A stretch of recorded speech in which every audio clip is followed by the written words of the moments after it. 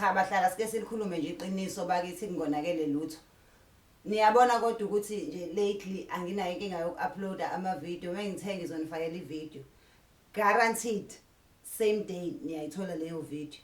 Futhi sengifaka 1 or more videos every day, guaranteed.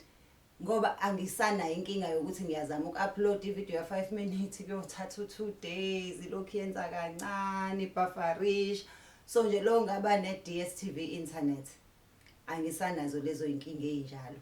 And ngisho senzo live niwofakazi bami, yonke into isihamba kahle, asibe nankinga yokuthi angazi picture quality sekufanele ukhansela ulive siphinde siqale phansi ngoba isound iyabheda or asikwazi ukuconnectana. Yonke into nje ihamba kahle. Manje nami sengiyawujabulela nomsebenzi wami ngoba kubuhlungu ukuthi wenze ivideo uthola ukuthi ivideo yenzayo ingesigaxa esenzeke namhlanje kodwa izothatha 2 days ukuthi i-upload.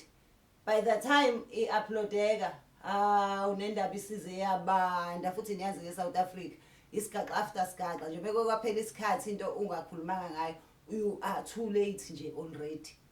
So nje ngiyayibongela ka DSTV internet nge-internet yabo e-reliable engenzela umsebenzi wami ube mnandi futhi ube lula.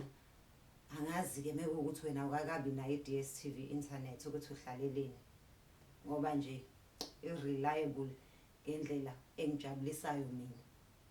Enye into ke futhi aniyekene ukuba nomona. Asekho noyedwa nje obuzayo ukuthi kwagcina kuhambe kanjani laphana kandawo. Angazi ngoba niyayibonela ukuthi nayi gown ngisayigqokile kushuthini kushuthi kwahamba kahle. Kumanje ngisahlala khona mina ngishaya u5. So ningabe nisabuza ke indaba eziningi nokuthi lento engayibona yaphelelaphi. Njengamanje sila ku-DSTV internet eyenza impilo ibe lula.